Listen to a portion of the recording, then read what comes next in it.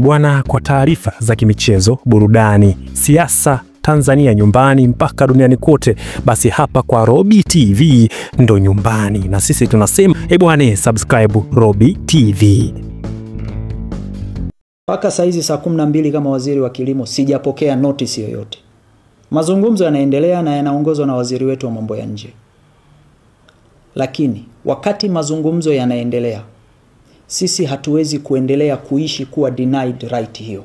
Unahitaji viatu vya kupendeza kama hivi vya Skechers?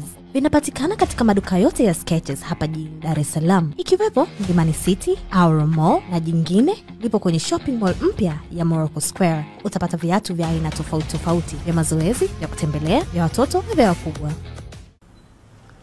Kwa hiyo natangaza rasmi kuanzia usiku huu mambo yafuatayo kwa nchi hizi mbili. South Africa imekuwa ikiingiza Tanzania fresh apples.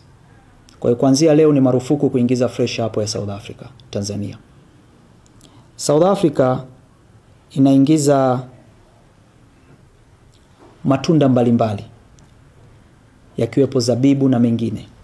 Kwa hiyo kuanzia leo ni marufuku kuingiza matunda. Kwa hiyo hatutaruhusu zao lolote linalotoka Afrika Kusini linalohusiana na kilimo ndani ya nchi yetu. Kuhusu nchi ya Malawi, mpaka sasa hawajafuta notice walioitoa.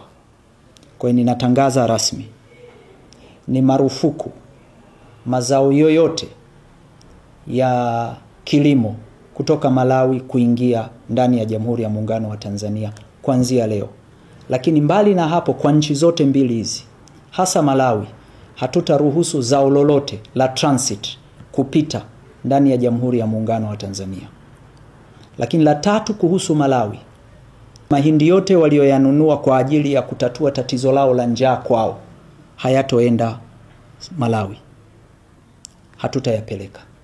La tatu, tarehe 1 mwezi wa 5 walikuwa wanaanza kuchukua mbolea kwa ajili ya maandalizi ya msimu wao wa kilimo kutoka Tanzania. Hatutaruhusu mbolea yoyote kwenda Malawi. Nataka tu niseme, na hatua hii haihatarishi usalama wa nchi, haihatarishi food security.